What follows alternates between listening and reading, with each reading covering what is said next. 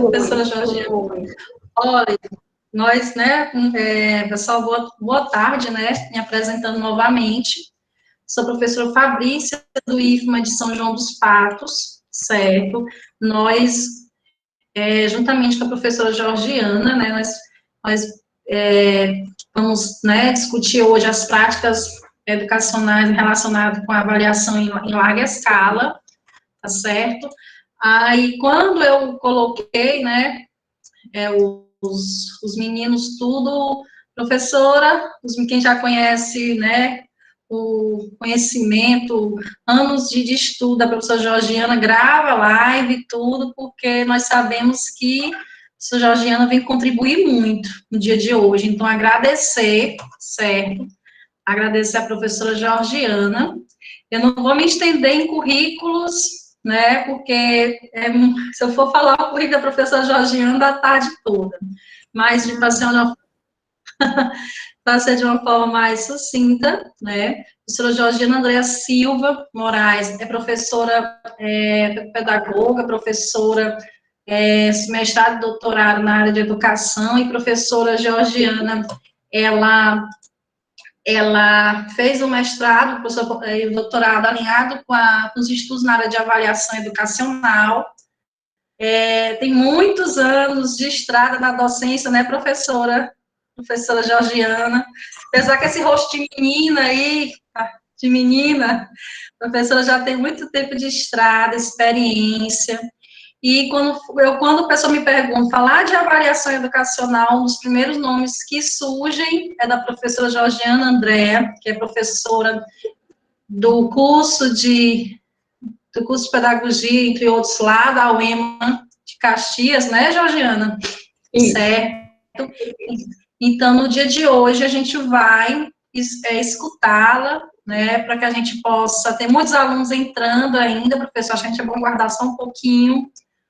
Então, eu chamei algumas turmas de fora, tem meninos aqui do IFP, tem meninos aqui, tem gente até de Natal, que é Rosa Bispa de Natal. Temos pessoas também da EAD, os alunos da EAD sempre estão presentes, sempre buscando conhecimento, os alunos também dos cursos de matemática e física, aqui do IFMA de São João dos Patos, tá bom, professora? Ok. Certo. Enquanto a gente espera entrar mais um pouquinho de pessoas, quem é de fora pode, né, estar se apresentando para saber quem é que está, de onde vocês estão vindo. Sei que Rosa é de Natal. Agora tem algumas pessoas aqui que eu não conheço, né, tem umas pessoas que eu não conheço, mas fique à vontade para se apresentar. Boa tarde, certo? Aqui tem os nossos alunos do IFMA de São João dos Patos. Boa tarde, Demétrio. São Luís, nossa, São Luís, Demétrio. Boa tarde. Seja bem-vinda, professora Tainá Cristine Conceição, é a nossa professora aqui do campus, da área de educação. É um prazer, viu, professora, estar aqui. Hoje a gente vai discutir um pouquinho das questões de práticas avaliativas no campo da avaliação em larga escala. Paulo Lopes é da UEMA, Campus São João dos Patos, bacana, Paulo. Eu não sei, professor Antônio Barro do Corda, menino do céu. Muita gente hoje era um dia que eu queria uma ajuda, porque eu estou adicionando e está aparecendo e eu não enxergo direito. Mas vocês que estão com os colegas no privado, vocês vão mandando o link, vão espalhando, tá bom? Vamos dar mais uns 5 minutinhos, viu, pessoal Georgiana? Tem um pessoal tentando entrar. Tá bem, tá. Tá certo? O pessoal que está cursando essa disciplina, o texto que a professora, um dos textos que a professora vai trabalhar já está lá disponível, certo? Tem algumas pessoas tentando fazer a inscrição. Pode falar. Vou botar bem aqui o link da inscrição, porque aqui os meninos falaram comigo. E, professora, vamos, me ajude, puxar aqui o link da inscrição. Quem está falando? Lucilene. Oi, Lucilene Maciel. Saudades, querida. Saudades aí de todos. certo? Sou aluna de formação pedagógica do IFMA Caxias, então foi a nossa coordenadora e amiga, a professora Eliane, que deve ter enviado o link, tá certo?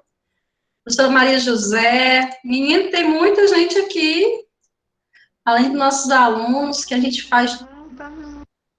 Olá, professora Maria. Professora Lúcia Martins, certo? Tem muita gente mesmo. Vamos esperar um pouquinho. Professora Lúcia Martins, muito querida, né, da FISE. Nossa, que honra, professora. Que honra, que prazer, viu? Vocês estão aí com um grande aqui na. A honra é minha de estar participando. Nossa Senhora, para quem não conhece, a professora Lúcia Martins é um dos grandes nomes aí da área, da nossa área. Estou emocionada, professora, porque eu só escuto, né, gente, estou emocionada pela sua presença aqui. Prazer é meu. Tá certo. Um dos grandes nomes aí, gente, uma das nossas as pessoas que contribuem muito na FISE, professora Rosa Bispo aqui de Natal, deixa eu ver, professora Francisca Cunha da UESP, nossa, assim, gente, eu vou trazer a Francisca Cunha aqui para conversar com vocês também, viu? Você topa, Francisca? É uma das mulheres de agenda mais cheia que eu conheço, minha amiga. Um grande abraço, professor Lúcia Martins. Eita, Rosa, a professora Lúcia Martins apareceu. Os fãs de carteirinha já estão se identificando aqui. Nossa, professora. Gente, aqui é porque eu sou fã, viu, gente? Aí acontecem essas coisas. Vamos lá? Então, professora Georgiana, estamos prontos. Olha, são as 14h06, certo? Hoje os meninos não têm aula, os meninos, acho que daqui a pouco os meninos estão liberados a questão de estágio, então fique à vontade, certo?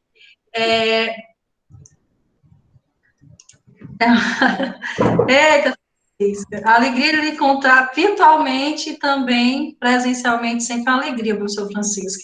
Então, agradecer à professora Georgiana, certo, pela disponibilidade, pela atenção, é uma das pessoas, assim, que eu considero muito importante no sentido de conversar sobre avaliação. E quando eu fiz o pedido, eu disse, olha, nós tínhamos muito tempo na disciplina, mas, graças a Deus, hoje a gente vai ter um pouquinho mais de tempo. Então, professora, fique à vontade para discutir, e ao final, a gente vai fazer algumas, caso surjam, né, alguns questionamentos, algumas momentos, né, algumas curiosidades, porque sempre desperta curiosidade. Eu já estou aqui com meu caderninho para anotar, e fique à vontade aí, certo? Então, meninos, aproveitem a oportunidade de estar com a professora que há muito tempo estuda avaliação educacional.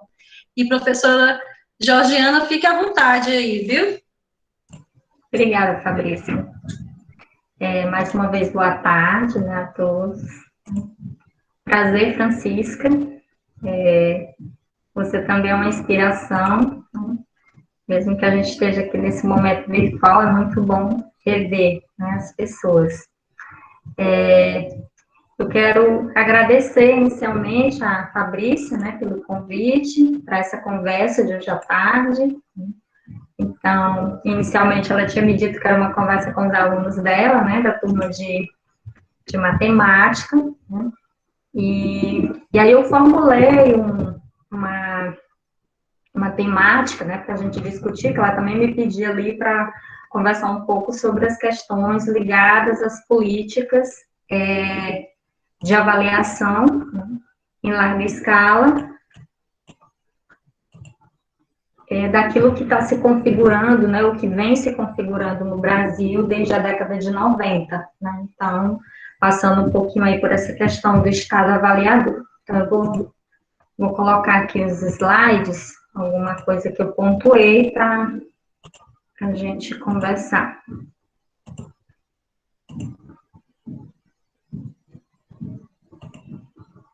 Então, a temática que nós nos propusemos a conversar, discutir nessa tarde de hoje, seriam as políticas de avaliação educacional no Brasil, né, reflexões sobre avaliação em larga escala, né. Quando nós discutimos acerca da avaliação educacional, nós vamos compreendendo que a avaliação educacional, ela está aí formada, né, ou traz três grandes dimensões, né, que serão exatamente a avaliação institucional, a avaliação externa, né, aquela que é feita em larga escala, e a avaliação da aprendizagem, né. Todas elas estão no campo também da escola, né, a gente também costuma dizer que essa avaliação educacional, ela é também uma avaliação escolar, né, tendo em vista que cada uma delas tem uma especificidade, né, cada uma delas tem uma natureza, tem objetivos que lhes são específicos, né. No entanto, todas elas estão, né, a serviço, ou deveriam estar a serviço da escola, né. Então, a avaliação institucional, como o próprio nome diz, ela é essa avaliação que trata, né, das questões ligadas à instituição, escola, né. Comumente, nós temos ouvido falar da avaliação institucional somente no ensino superior, né, mas algumas experiências de avaliação institucional, elas têm se dado também na educação básica, nas escolas de educação básica, né. E seria necessário que se expandisse essa discussão acerca da avaliação institucional na educação básica, tendo como referente o projeto político-pedagógico das escolas, né. Então, se temos um projeto político-pedagógico, né, essa escola precisa, né, de uma avaliação institucional, inclusive perpassando pela própria autoavaliação institucional, né, que nós comumente realizamos no âmbito do ensino superior, na condição de professores ou de alunos, né, fazendo essa autoavaliação institucional, e que também a avaliação institucional é avaliada externamente, né, pelo MEC ou pelo Conselho Estadual de Educação, de acordo com as entidades, né, que ali fazem os supervisionamentos, né, dessas instituições, bem como as políticas de credenciamento, recredenciamento, reconhecimento de cursos, né. Então, tudo isso está ligado às dimensões, né, ou às finalidades da avaliação institucional, né. A avaliação externa, né, como o próprio nome diz, ela trata de uma avaliação que está fora da escola, que é elaborada, né, e pensada fora da escola, né, mas para avaliar, né, desempenhos de alunos, né, e também professores, né, e da própria escola, né, a partir hoje no Brasil do INEP, né. Quando eu digo hoje, mas desde a década de 90 que o INEP ele foi, né, agregou essa outra finalidade, né, ele é criado na década de 40 com a perspectiva de desenvolver estudos e pesquisas no campo da educação, mas com a instituição de um sistema educacional de avaliação no Brasil, o INEP ficou responsável também, né, como esse órgão que regulamenta, que organiza, né, todos os processos de avaliação no Brasil, né. E a avaliação externa, como o próprio nome diz, ela é pensada, ela é elaborada por um grupo de pessoas que está fora da escola, né, mas aí tem como referente um currículo mínimo, né, um currículo mínimo comum, que vai ser nesse desdobramento, né, daquilo que vai ser trabalhado nas escolas para que seja avaliado. Então, essa avaliação externa, ela é feita em larga escala, né, então, por isso essa nomenclatura, avaliação em larga escala, né, porque ela vai ser avaliada, vai ser desenvolvida, realizada, ou de forma amostral ou de forma censitária, como a gente vai ver lá na frente, né, mas ela é desenvolvida em larga escala, né, porque ela é desenvolvida para um quantitativo muito grande, né, um público muito grande, que aí vai se também diferenciar de acordo com a finalidade dessa avaliação, seja Prova Brasil, seja avaliação nacional da alfabetização, né. E a avaliação da aprendizagem é aquela avaliação que ocorre no interior da sala de aula, né, onde o professor é esse avaliador, né, o aluno, né, vai ser avaliado de acordo com a sua aprendizagem, né, e o professor também vai avaliar o seu próprio processo de ensinar. Então, a avaliação da aprendizagem, ela está ela acontece no interior da sala de aula, ela acontece de um modo interno, né? Ela seria uma avaliação interna que acontece nessa escola, né?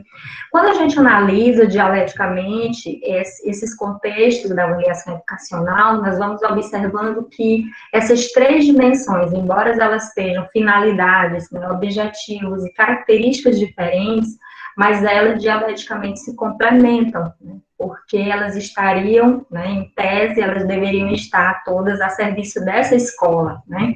Elas deveriam estar a serviço da educação, né, para que essa educação pudesse melhorar cada vez mais, né, e se chegar a essa tão propalada qualidade, né, da educação que todos falam. E por que eu estou fazendo essa ressalva, né? Porque exatamente ligada, né, a uma relação de Estado, sociedade e avaliação, nós não podemos pensar essa avaliação educacional descolada de um modo de produção ou de uma sociedade que nós vivemos, que é a sociedade capitalista, né? Porque esse pano de fundo, né, ou essa base de sustentação de como ocorre a avaliação educacional, não só no Brasil, né, mas também no mundo, se a gente for analisar os exemplos, né, de avaliação educacional, sobretudo externa, que nós vivenciamos aqui, é também reflexo, né, de países desenvolvidos, a exemplo dos Estados Unidos, né? Então, nós temos uma política, né, muito forte de desenvolvimento das avaliações externas, a exemplo do que acontece lá fora, né?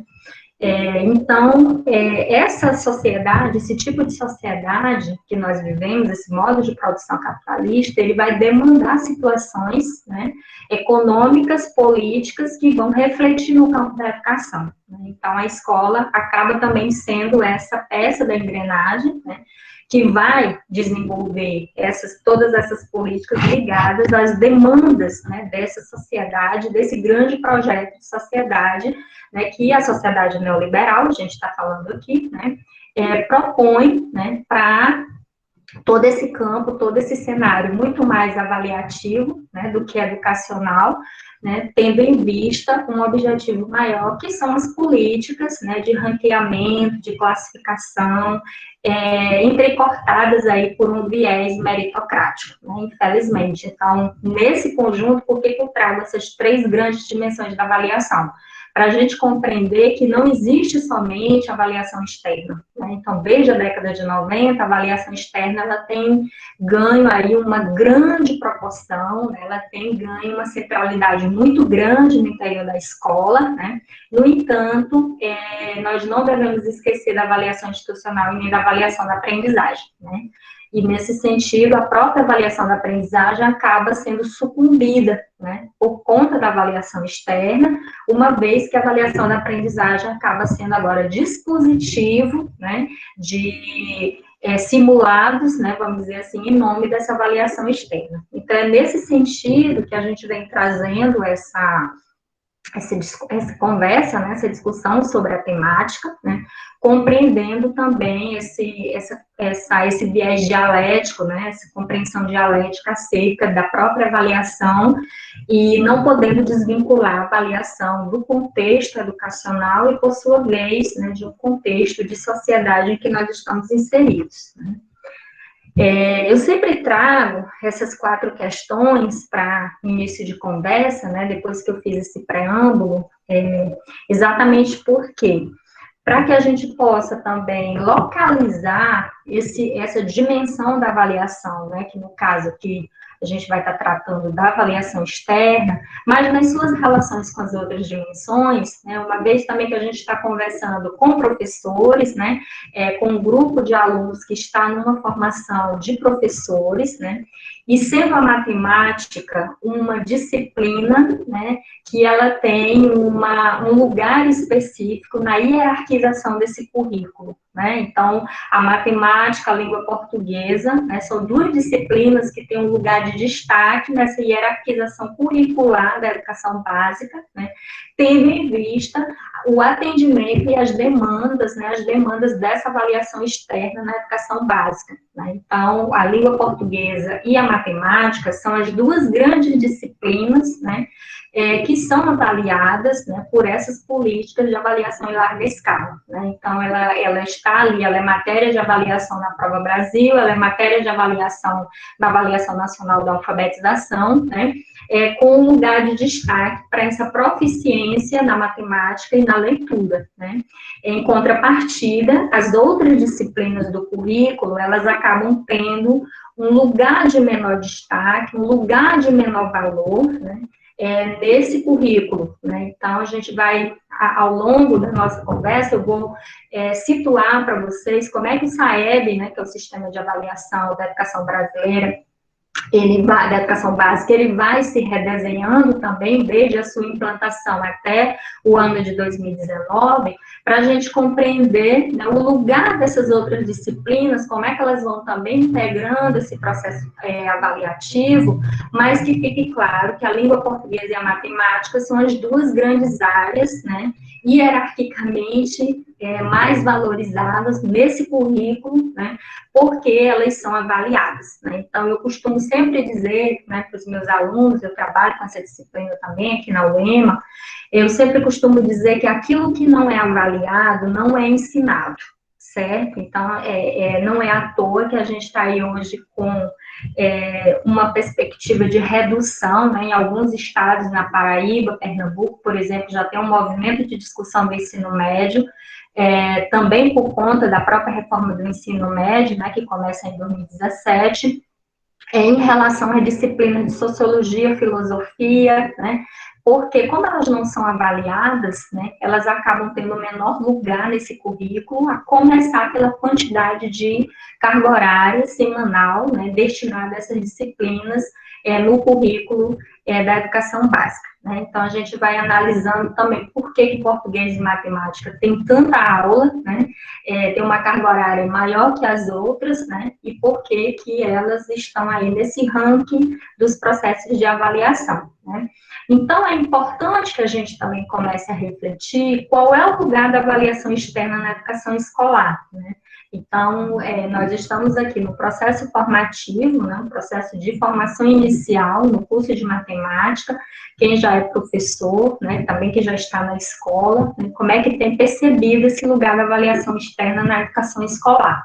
Então, como eu falei, a avaliação externa, ela tem tido uma grande centralidade nessa educação escolar, né, tendo em vista, assim, que tudo o que acontece na escola, né, que todo o processo de organização do trabalho pedagógico, e quando eu estou falando organização do trabalho pedagógico, eu não estou falando somente do trabalho do professor, mas eu também estou falando do trabalho do diretor, do coordenador, né, pedagógico, como essa avaliação externa, ela vem modificar, né, que seria ali a quarta pergunta, as implicações dessa avaliação externa na escola, como ela vem implicar, né, em toda uma nova estruturação desse trabalho pedagógico, né, tendo em vista agora o alcance de uma nota satisfatória no IDEB. Então, é todo um processo de preparação mesmo, né, para essa avaliação externa, né? Então, essas implicações, elas vão se dar a partir de uma multireferencialidade no contexto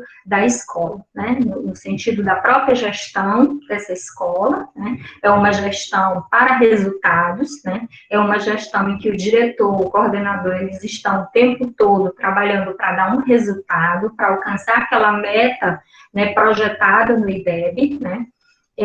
E o professor, por sua vez, ele vai trabalhar um currículo mínimo, que é um currículo referendado, né, a partir daquilo que cai nessas provas, né, a partir daquilo que vai ser avaliado. Então, a gente começa a analisar essa multireferencialidade das implicações das avaliações externas para a organização desse trabalho pedagógico, né.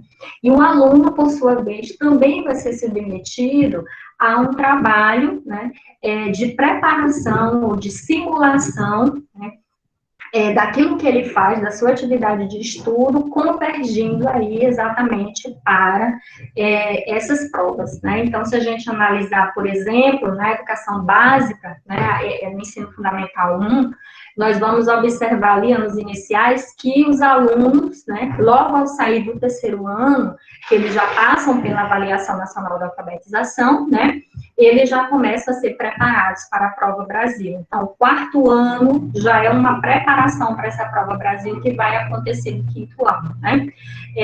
No sétimo, oitavo ano também já é uma preparação para essa Prova Brasil que vai acontecer no nono ano, né. O ensino médio agora é uma preparação, e aí o ensino médio a gente tem que analisar essa dupla, né, finalidade do ensino médio, sobretudo com a reforma do ensino médio, né, porque para a classe trabalhadora, para os alunos da escola pública, esse ensino médio é uma preparação para o mercado de trabalho, né. Então, a Base Nacional vem aí com toda uma história de que esse aluno tem uma possibilidade de escolher o itinerário formativo que ele quiser, mas a gente sabe que isso não é verdade, porque a escola pública ela não teria como, né, dentro de toda essa estrutura que nós temos, para organizar diferentes itinerários formativos, né, para os alunos. E aí o que acaba ocorrendo, né? Que os alunos da escola particular, os alunos da rede privada, eles são sim preparados para o Enem, eles são sim preparados, né, para esses outros exames que virão para a entrada na universidade, né? Então a gente observa que o ensino médio, né, para a classe burguesa, né, para essa rede privada, o ensino médio ele tem sido uma verdadeira preparação para o Enem. Os alunos são vistos como vestibulandos logo desde o primeiro ano do ensino médio, né? Então, por que eu estou fazendo toda essa contextualização? Para que a gente compreenda que a avaliação externa, desde a década de 90, ela tem um lugar central, né, nessa organização do trabalho pedagógico, né, tendo em vista todo esse processo de ranqueamento, né, todo esse processo da nota que deve ser produzida, porque essa nota, ela se configura agora como aquela nota, né, ou como aquele número, né, como aquele símbolo de qualidade. Uma escola de qualidade é aquela escola que consegue alcançar a meta projetada no IDEC. Uma escola de qualidade é aquela que tem uma nota alta, uma nota satisfatória, né? Não interessa como essa escola, né, forja a produção dessa nota, porque se a gente vai analisar, se a gente vai buscar compreender a caixa preta de toda essa produção, nós vamos analisar e encontrar muita coisa, né, que está aí, que as escolas, né, em nome dessa qualidade, elas são também empurradas para desenvolver, né, para poder produzir essa nota, que é uma nota que reflete, entre aspas, essa qualidade, né. Então, nesse sentido, é importante a gente também refletir para quem nós avaliamos, né? Quem avaliamos e como avaliamos. Então, essa avaliação, sobretudo a avaliação externa, que traz um reflexo da avaliação da aprendizagem, né, que a avaliação da aprendizagem vai ser um preparatório para essa avaliação externa, na verdade, nós estamos aí compreendendo que essa avaliação ela está acontecendo não para a gente avaliar a aprendizagem, mas exatamente para a gente produzir uma nota e preparar esse aluno para uma situação, né, que ele vai ser avaliado o seu desempenho, né? Então, a gente tem muita controvérsia aí, né, exatamente porque a gente acaba deixando de lado os processos de aprendizagem, né, e a gente vai se voltar muito mais para essa nota, porque num paradigma tradicional, essa nota significa qualidade, né? Então, essa nota alta que vai significar uma qualidade, e essa aprendizagem, ela vai sendo colocada para debaixo do tapete, e a gente acaba não conversando, não discutindo sobre o que é essa aprendizagem, né? Então, aqui é para a gente compreender como é que funciona esse mecanismo, né, de que a avaliação, e aí eu coloquei essa avaliação mesmo numa peça bem maior, para a gente compreender a centralidade que ela tem, né, em relação à escola, né, ligada a essas demandas desse Estado, que é um Estado avaliador, né. Então, desde a década de 90, né, o professor Saviani vai nos ajudar também a compreender isso, que ele vai dizer assim, olha, no Brasil nós não temos um sistema de educação educação, né? Nós não temos um sistema educacional, nós temos um sistema de avaliação, né? Então, o nosso sistema, embora nós tenhamos aí um Plano Nacional de Educação, né? Mas esse Plano Nacional de Educação, ele vai ficando à mercê, né, das políticas governamentais e aqueles, embora ela tenha um prazo muito maior, né, dentro dos processos, né, que não muitas das vezes coincidem, né, com os períodos, né, de governos, né, que prefeitos e governadores permanecem nos seus cargos, né, e aí, o tempo todo, esse plano nacional, esse plano estadual, esse plano municipal, ele acaba sendo também modificado, né, ao seu bel prazer, para atender, né, exatamente as políticas, né, que vão se configurando a partir dos governos. Então, é como se a gente não tivesse uma política de Estado no campo da educação, a gente tivesse política de governo. No entanto, a política de avaliação, o Sistema Nacional de Avaliação, ele acaba sendo, sim, executado, né? Então, desde a década de 90 até hoje, esse Sistema Nacional de Avaliação, ele vem sendo ampliado, né? Ele vem sendo consolidado, né, de acordo com ou atendendo a essas demandas de uma proposta neoliberal da educação. Então, esse Sistema Nacional de Avaliação, ele não está a serviço de uma educação de qualidade, né? Porque a gente teria que entender essa educação de qualidade a partir de múltiplas dimensões. Formação de professores, né, a valorização profissional desses professores que perpassa pela questão salarial, as condições objetivas das escolas, né, as condições de atendimento aos alunos. Não basta apenas dar acesso à escola, mas é importante que a gente garanta a permanência dos alunos, né. Então, nesse processo todo, o sistema de avaliação, ele vai ganhando boom, né, para que ele atenda essas políticas neoliberais, essas políticas de mercado. Então, o que nós temos aí é uma escola que está a serviço de um grande projeto de mercado, né, buscando compreender a formação desse sujeito para atender a esse mercado de trabalho. Então, fica muito claro para a gente agora essa proposta de toda a reforma do ensino médio, né? Com essa dualidade da escola, voltando aí aquilo que a gente viveu na década de 70,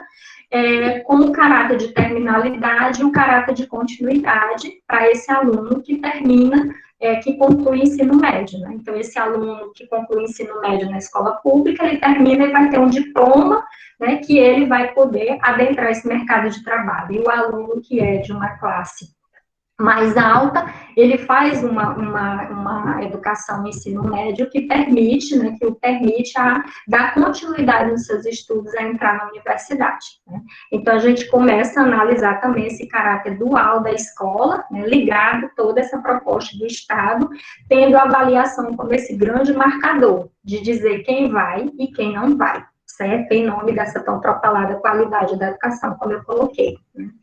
Então, esse estado avaliador, né, que vai se configurando, né, a partir da retirada e da diminuição, a gente pode também chamá-lo como estado mínimo, né, porque aquela discussão sobre o estado de bem-estar social, que a gente discute na sociologia, né, e na filosofia, ele vai sendo retirado, porque esse estado avaliador, ele vai regulando, né, ele vai fomentando esse processo todo, né, dessa organização acerca dessas políticas, não só educacionais, né, porque esse estado avaliador, ele não está presente só no contexto da educação, mas nas outras esferas também, mas ele vai, né, o tempo todo passando a bola, vamos dizer assim, para a própria lógica neoliberal, para o próprio processo de privatização, né. Então, o Estado, ele vai dar as condições, né, mas ele vai também abrir portas para essa rede privada, para que ela gerencie, né, os processos, né. Então, a gente vai observando a escola pública com um caráter, né, empresarial também da educação, com uma gestão empresarial. O Luiz Carlos de Freitas lançou um livro chamado, né, eu acho que em 2016, A Reforma Empresarial da Educação, onde ele traz de modo muito esclarecedor toda essa discussão de como é que a escola pública ela está a serviço dessa reforma empresarial da educação. né? Então, se a gente for analisar desde os PCNs até a BNCC, quem está por trás da elaboração desses documentos? Não são professores, é a empresa privada, né? São as pessoas que estão aí ligadas, né, ao Banco Itaú, Fundação Lehman, né, Fundação Ayrton Senna, Boticário, Natura, né, então, são essas pessoas, são essas empresas que estão por trás desse projeto, né, de sociedade, desse projeto de educação, né, então, o texto que eu apontei para que vocês, sugeri que vocês lessem, fala lá no projeto Todos pela Educação, né, então, esse Todos pela Educação, né, quem são esses todos, né, então, exatamente esse grupo reformista empresarial, né, que tem aí os seus objetivos empresariais, ganhando muito, né, muito dinheiro público, né, em nome dessa educação para todos, né, e que busca exatamente os processos, né, de privatização da escola pública, né. Então, a gente vai observando como é que esse Estado avaliador, ele vai trabalhando nesse sentido, né. Então, uma das características desse Estado avaliador é a regulação, porque o Estado, né, ele designa uma intervenção, né, com vista a reger e controlar esses setores da vida social, por meio de quê? Das diretrizes, das políticas, das estratégias, dos instrumentos, de todos esses mecanismos, medidas e ações de gestão. Então, se a gente analisa hoje as diretrizes, né? Então, a BNCC é um exemplo dessa diretriz, né? Que vai depois se materializar em diferentes políticas e estratégias, né, estratégias formativas, né, não sei se vocês estão aí por dentro do debate da BNC Formação, com a resolução do 2019, que agora modifica todos os processos de formação inicial de professores, a formação inicial de professores está alinhada com a BNCC, os professores agora devem estudar o que está posto na BNCC para poder ensinar na educação básica, né? Os livros didáticos, todos eles com carimbinho de acordo com a BNCC, assim também como foi lá atrás de acordo com os PCNs.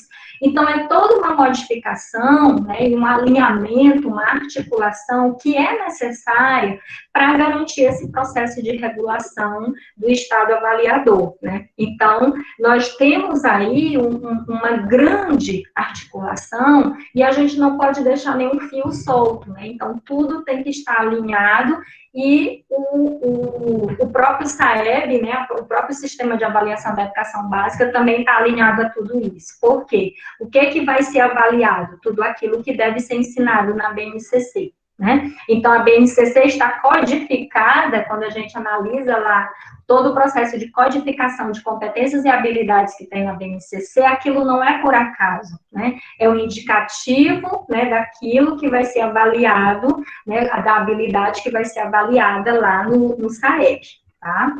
Então, o Almerindo Afonso Janella, ele vai discutir, né, também essa questão do Estado avaliador, e ele diz que esse Estado avaliador tentou conciliar essa imposição de um currículo nacional comum e o controle de resultados do ensino, como uma filosofia de mercado internacional que está baseada em quê? Na competição entre escolas, né? Então, a gente observa que essa competição, esse ranqueamento, ele é proposital. Ora, nós estamos numa sociedade capitalista, né, em que a competição, né, ela é motor desse processo, né, para que se caminhe as coisas, né, para que se faça valer, né, exatamente. Então, a competição, e aí a gente tem que dizer que é uma competição desigual, é uma competição desleal, porque os alunos da classe trabalhadora, eles não têm como competir de modo igual com quem está nas escolas privadas, né, tendo tempo, recursos e todos os professores para ensinar, né, sobretudo se a gente pensar nesse contexto agora da pandemia, né, mas essa prova, né, essa avaliação externa, ela vai acontecer de igual modo para todos, né? Então, essa imposição de um currículo nacional comum é exatamente para quê? para que se possa controlar os resultados do ensino de modo mais fácil, né? Então, a gente vai estabelecer aqui o que deve ser ensinado para todos, né? A partir dessa BNCC, desse currículo nacional, e a gente já tinha visto isso lá com os parâmetros curriculares nacionais, né? No pós-LDB, né? Ali, a LDB de 96, os parâmetros começam a ser produzidos em 97, 98, né? Eles já estão nas escolas, né? E tem toda uma rede de formação para o desenvolvimento desses parâmetros ali, muito mais no campo da formação continuada, e agora com a BNCC isso vem para a formação inicial, exatamente para se garantir cada vez mais o controle do resultado desse ensino, né, tendo como referente esse currículo nacional comum, tá? Então, aqui são alguns dos alinhamentos que eu havia colocado, né, para vocês, falando aí desde os parâmetros curriculares nacionais, né, na década de 90, final da década de 90, com a BNCC agora, né, os livros didáticos em consonância com a BNCC, a formação inicial e continuada de professores, porque essa formação continuada, né, acaba também voltada para as empresas, né, os setores empresariais que trabalham com formação, eles vão sim tomar esse lugar da formação continuada de professores, né, fazendo aí convênio com as secretarias municipais de educação, por exemplo, estaduais também de educação, né, para garantir esse alinhamento com aquilo que está proposto na BNCC, né. E ainda as políticas educacionais de avaliação externa, como a gente vai observar uma nova roupagem do SAEB agora em 2019, né? Então, como é que o SAEB vem se organizando, se implementando, né, até a década, né, durante todo esse processo, e agora, nos anos de 2019. Eu costumo dizer que o ano de 2019, ele foi um ano que trouxe muitas mudanças, né? Muitas mudanças em que sentido? Muitas mudanças para o alinhamento da educação a essa proposta neoliberal. Então, a gente vai encontrar vários marcadores ali nesse ano de 2019, né? Bom, esse estado avaliador, ele também traz alguns princípios, né, como um princípio educativo, por quê? Porque desde a década de 90, né, com essa criação do estado avaliador, o que vai acontecer? É necessário que haja uma nova reestruturação, né, uma nova estruturação dessa política educacional aos moldes, né, de uma política privada, né, aos moldes de uma política de gerenciamento da educação, né, em que é necessário a formação de gestores, de técnicos e de professores para agir de acordo com essa cultura, né, educacional privatista agora, né? Então, essas técnicas gerenciais modernas, a exemplo da empresa, elas virão agora para a escola, né? Porque essa escola também ela é compreendida agora como uma empresa, em que esse aluno é um cliente, né? Em que esses gestores técnicos e professores devem trabalhar a partir de uma outra cultura, né? De uma outra, dentro de uma outra lógica, que é uma lógica empresarial. Então, um princípio desse estado avaliador é difundir,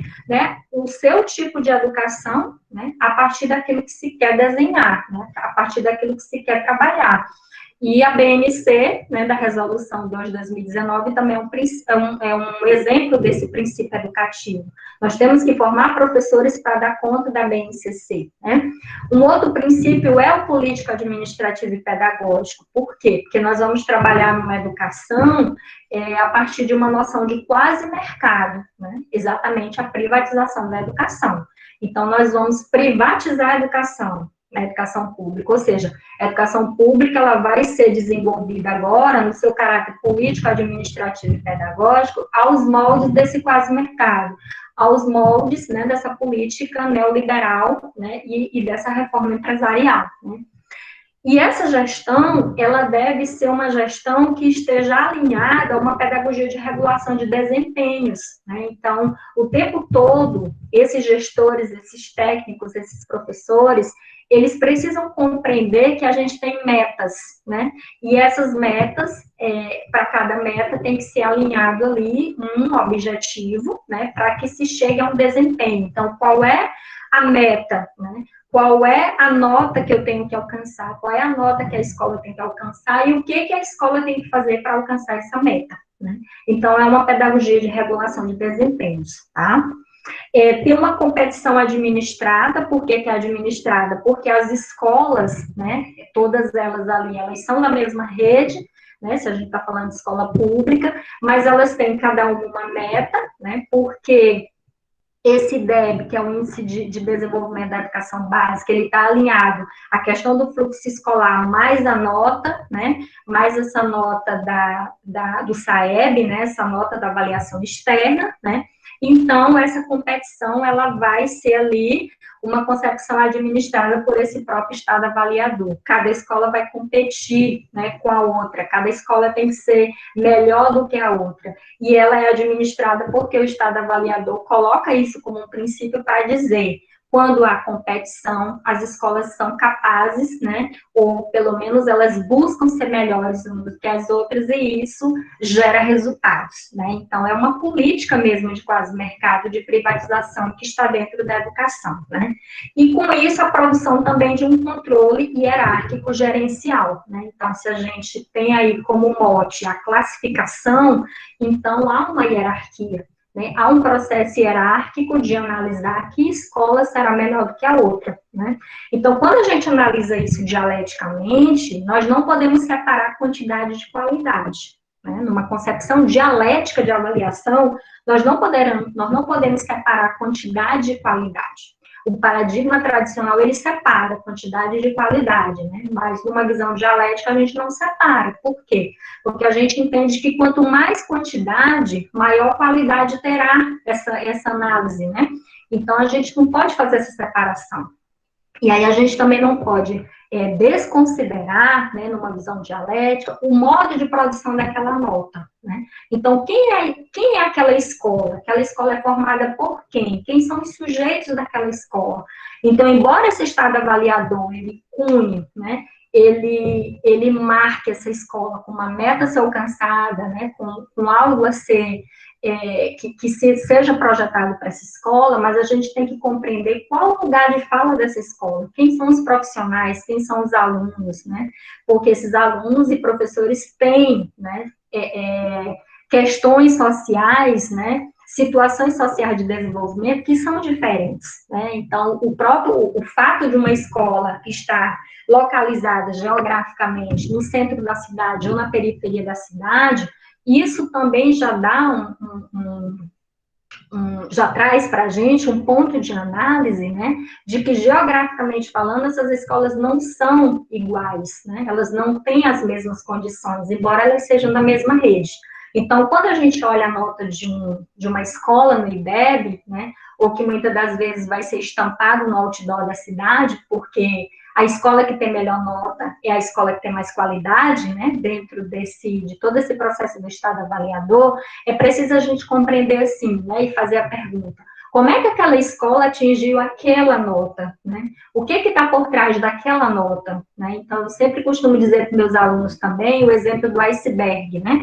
Que às vezes a gente vê um iceberg, nem que seja com uma gravura no livro, né? Mas a gente vê o quê? Uma ponta do iceberg que está ali fora, né, que nos permite ver ao olho nu, mas a gente não imagina que o que está submerso é muito maior do que está fora, né? Então, é preciso que a gente compreenda que aquela nota é só uma ponta do iceberg, é só a aparência, mas a gente precisa compreender a essência, né? E para isso a gente precisaria analisar a caixa preta dessa escola, como é que essa escola produziu essa nota, tá?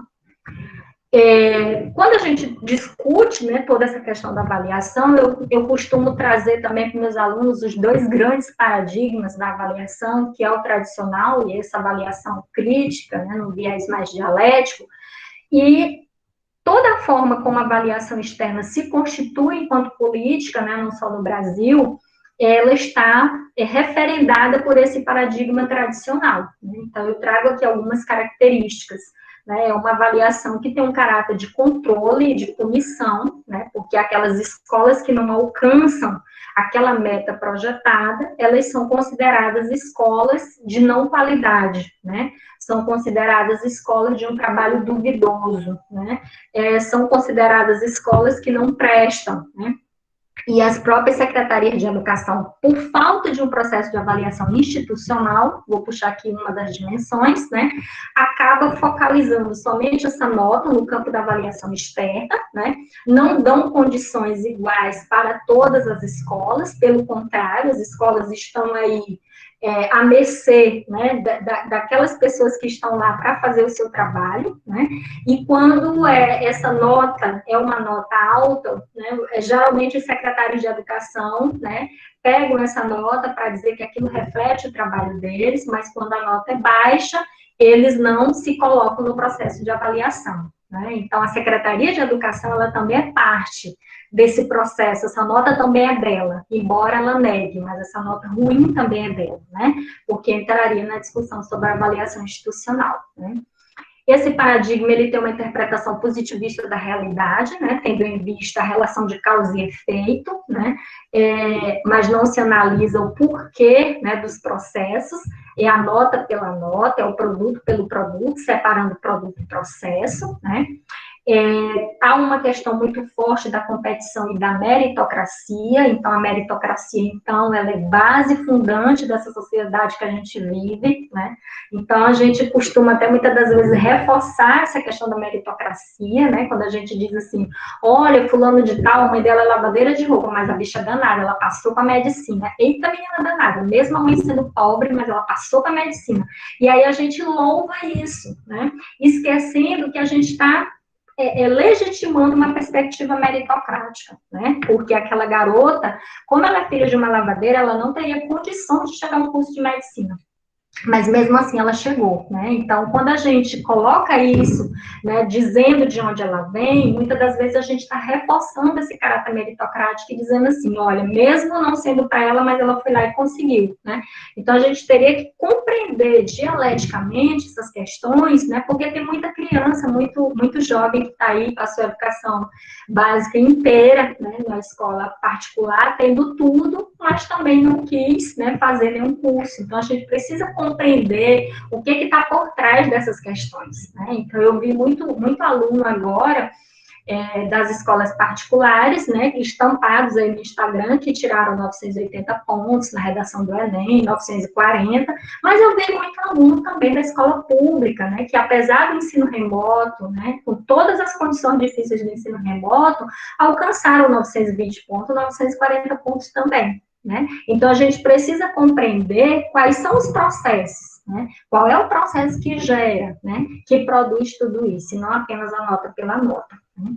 E nesse paradigma, a avaliação corresponde a um exame e aferição da aprendizagem do aluno, né? Se é que a gente pode dizer que a gente examina ou afere a aprendizagem do aluno. Quando a gente trata de aprendizagem, esses termos, examinar, aferir, medir, eles não cabem, né, para a gente compreender a avaliação da aprendizagem nesses termos, mas o paradigma tradicional traz dessa forma, porque o que importa é a nota, né, a nota, ela representa, essa quantidade representa, né, exatamente essa qualidade. E essa avaliação, ela está dissociada do ensino, né, e a gente observa muito isso nesses preparativos da avaliação externa, porque há muito mais um processo, né, de treinamento, de preparação, do que muitas das vezes de ensino, né? Então, essa avaliação está dissociada do ensino. Bom, eu acho que eu já falei isso aqui, o Luiz Carlos Freitas, que é esse autor do livro A Reforma Empresarial da Educação, ele tem um outro livrinho de bolsa também, que ele trata dessas avaliações, né, dos 3 tipos de avaliação educacional, como eu falei lá no início, né, e ele vai dizer que essa avaliação de larga escala, ela emerge com a ascensão do Estado avaliador, né, exatamente porque há uma culminância da emergência dessa avaliação como via de regulação educacional. Então, é a avaliação que vai dizer se essa escola é boa, se essa escola é de qualidade, se esse sistema é bom ou não, né? Então, é a própria avaliação, a partir dessa nota, que vai regular os processos de educação, tá? E aí o Barriga, que é um outro teórico também, teórico português, ele vai nos dizer que essa avaliação de larga escala, ela é parte integrante dessa pedagogia do exame, né, porque nós estamos aí voltados para um instrumento avaliativo, que é o exame, na qual se deposita a esperança de melhorar a educação. Então, o tempo todo, os discursos, né, em termos da política educacional, eles acabam exatamente nessa questão do exame, né, da avaliação em larga escala para melhorar a qualidade, avaliação em larga escala para melhorar a qualidade, né, desses processos educativos, seja na alfabetização, né, seja no ensino fundamental, dos anos finais, seja na educação básica. E aí, o que a gente tem observado? Um volume muito grande de avaliação, né? Um volume muito grande de instrumentos avaliativos, mas que esses instrumentos, eles não dialogam, né, com a realidade social. Eu lembro que quando eu fiz o doutorado, o meu primeiro projeto era sobre avaliação da aprendizagem, né? Mas aí a minha orientadora, né, me encaminhou para um outro caminho ali, para uma outra discussão, que foi a avaliação externa. E lá fui eu estudar a Provinha Brasil, né, em 2013, 2012, 2013. A Provinha Brasil ainda estava vigente, em 2017 ela foi extinta, né? E aí eu fui estudar a Provinha Brasil. E a minha pesquisa era uma pesquisação, né? Eu fui fazer formação com as professoras. E eu fui analisar como é que os resultados da Provinha Brasil implicavam na organização do trabalho pedagógico de duas professoras do segundo ano, né? Do ensino fundamental, dos anos iniciais do ensino fundamental. Porque a Provinha Brasil era aplicada no segundo ano, né? Então, quando eu cheguei para conversar com as professoras, né, para apresentar o meu projeto, a minha proposta do doutorado na escola, a professora disse para mim, ela disse, olha, eu vou participar da tua pesquisa, eu aceito participar da tua pesquisa porque eu te conheço da Secretaria de Educação, eu conheço o teu trabalho, mas não que eu me interesse pela Provinha Brasil, né, porque Provinha Brasil, para mim, o pessoal da Secretaria chega aqui, aplica, lá eles corrigem, eles nem mandam os resultados para a gente nem fica sabendo, né, do resultado. Então, assim, eu fiquei analisando o tanto de dinheiro que é gasto, né, com essas provas, né, porque é toda uma elaboração de instrumento, tem muita gente envolvida nesse processo, então, desenvolver avaliação em larga escala é um processo extremamente caro, né, e depois, esse volume todo de informações, onde é que fica? Né? Então, as universidades, através de seus programas, de seus pesquisadores, eles têm se debruçado a analisar esses resultados. Mas a própria Secretaria de Educação, muitas das vezes, não analisa esses resultados, que seria a finalidade principal da avaliação externa. O Luiz Carlos Freitas, inclusive, disse que essas avaliações deveriam ser feitas de modo amostral, não censitário. Por que amostral? Porque a finalidade seria analisar, né, exatamente o desempenho dos municípios, das redes, e a partir desse resultado buscar melhorias nas diferentes, né, manifestações de formação de professores, né, as questões objetivas da escola, as condições objetivas da escola. Mas o que acabou acontecendo? Acabou acontecendo que essa avaliação externa, ela desvirtuou a sua finalidade e acabou avaliando o desempenho do aluno, né, da escola, de modo particular. Então, aquela escola que não alcança a meta projetada, ela é uma escola de má qualidade. E ali o diretor, muitas das vezes, é demitido, né? Os professores, às vezes, são mudados de escola, né? Há um processo de culpabilização dos professores, dos pais, dos alunos, e ninguém toma culpa para si, ninguém toma responsabilidade para si, que seria uma responsabilidade da rede, em melhorar a condição daquela escola, né? Então, como eu falei agora há pouco, a própria Secretaria de Educação, ela acaba se colocando a par desse processo, né, de lado desse processo todo, e não discute esses resultados, né? Então, é uma situação em que a gente observa um volume muito grande de dados, de resultados produzidos, mas que a gente pouco discute para se melhorar os processos dessa escola. Então, o tempo todo a gente quer fazer avaliação, achando que essa avaliação, que essa nota, ela representa qualidade, mas pouco se discute essa nota, né? Para que se possa realmente analisar aquilo que seria uma meta-avaliação, né? Avaliar a avaliação para ver em que medida a gente poderia melhorar, né? E aí, nesse sentido, a gente cai no reducionismo técnico da avaliação, que é a nota pela nota, né? expropriando, né, todo o processo de ensino desse ato pedagógico, que é avaliar para melhorar. A finalidade principal da avaliação é essa. Não existe avaliação fora desse contexto. Para que eu avalio a aprendizagem do meu aluno? Para ele ensinar melhor, né? Então, porque quando eu avalio a aprendizagem do meu aluno, eu vou avaliar se o meu aluno aprendeu ou não. Se ele não aprendeu, eu preciso melhorar o meu ensino. Eu preciso melhorar, reorganizar o meu trabalho, para que ele possa aprender, né? Então, a gente precisa compreender essas finalidades para que a gente não analise a nota pela nota, né? E aí a gente chega exatamente nessa grande política educacional, né, com o surgimento do Estado avaliador, que é a avaliação, né, da educação básica, o sistema de avaliação da educação básica. Então, o grande objetivo desse sistema, que é o SAEB, é avaliar o rendimento escolar dos alunos do ensino fundamental e médio em leitura e matemática, aquilo que eu falava para vocês, os carros-chefes, né, dessa hierarquização curricular é exatamente a língua portuguesa e a matemática, né. Então, essa avaliação em larga escala do tipo SAEB, ela é um instrumento de acompanhamento global das redes de ensino, com o objetivo de traçar séries históricas do desempenho desses sistemas, né, que permitem verificar tendências ao longo do tempo, com a finalidade de reorientar políticas públicas, né? No entanto, essa reorientação das políticas públicas, elas acabam, né, ainda sendo muito incipientes e que não dão conta exatamente de sanar ou de tratar mesmo os problemas educacionais que nós temos, porque a ótica é uma ótica muito positivista de apenas analisar o dado pelo dado, e não a produção desse dado, né, que seria uma visão dialética, né?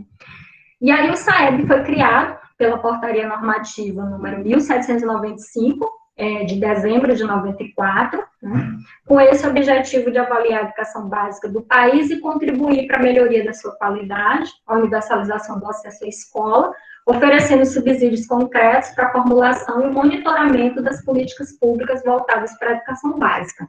E aí eu trago isso de modo destacado, formulação e monitoramento das políticas públicas, né, exatamente porque esse monitoramento acabou criando todo esse processo de hierarquização e ranqueamento das escolas de acordo com as metas alcançadas, né. Bom, em 2005, né, o SAEB, ele vai ser organizado aí por duas frentes, que é a Avaliação Nacional de Educação Básica, a ANEB, e a Avaliação Nacional do Rendimento Escolar, que é a ANESC, né, ou Prova Brasil. Então, a ANEB, ela tinha uma especificidade, ela se colocou como uma avaliação amostral, né, em que essa avaliação, acontecia aí com turmas de, no mínimo, 10 estudantes, né? Então, o mínimo de 10 estudantes por turma, para aquela turma poder fazer essa prova, então era uma avaliação amostral, né? E a Prova Brasil, que é a ANESC, ela era uma avaliação censitária, né? Então, tinha que ter, no mínimo, 30 estudantes matriculados no 5º ano e no 9º ano do ensino fundamental. Então, em 2005, o SAEB se configura dessa forma, né?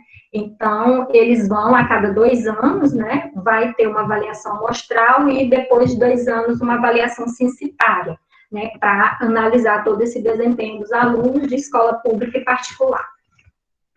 Em 2013, né, lembra que eu falei agora há pouco da Provinha Brasil, né? Então, em 2013, entrou, né, no SAEB, fazendo parte do SAEB, a Avaliação Nacional da Alfabetização, né, a ANA. Como a gente tinha ali a Provinha Brasil era aplicada também para a alfabetização, para as turmas de 2º ano, né, lá nos anos iniciais do ensino fundamental, e a ANA veio para avaliar os alunos do 3º ano, né? Então, ficaram ali 2 avaliações externas, né, para os processos de alfabetização. Uma acontecendo no 2º ano, que era a Provinha Brasil, e outra no 3º ano, que era a ANA, né, Avaliação Nacional de Alfabetização. A ANA, ela avaliava também os níveis de alfabetização e letramento em língua portuguesa e matemática, os mesmos moldes da Provinha Brasil, né, e eram todos os alunos matriculados nas escolas públicas, né, que passavam por essa avaliação. Qual a diferença da ANA para a Provinha Brasil? A Provinha Brasil, o resultado dela não ia para o IDEB, não era contabilizado no IDEB, né? A Provinha Brasil não estava no SAEB, no Sistema de Avaliação da Educação Básica, para compor uma meta projetada no IDEB. Então, a Provinha Brasil, ela tinha um cunho pedagógico. Eu digo isso na minha tese, né? A Provinha Brasil, ela era uma avaliação externa, uma avaliação em larga escala, que tinha um formato diferente, porque ela tinha um cunho mais pedagógico. Por quê? Apesar dela ser elaborada pelo INEP, né, mas o professor daquela sala, ele poderia aplicar a prova, ele poderia corrigir, e a prova ficava na escola. A escola mandava apenas o resultado para o INEP, né, mas a prova ficava na escola, podendo subsidiar o trabalho do professor. E foi isso que eu fiz na minha pesquisa do doutorado, né. Nós fizemos um trabalho, né, eu consegui com a Secretaria de Educação que as duas professoras que eu estava acompanhando, que elas aplicassem a prova, e eu fiz todo o processo de aplicação junto com elas, e fizemos uma análise e um estudo desse instrumento avaliativo, né.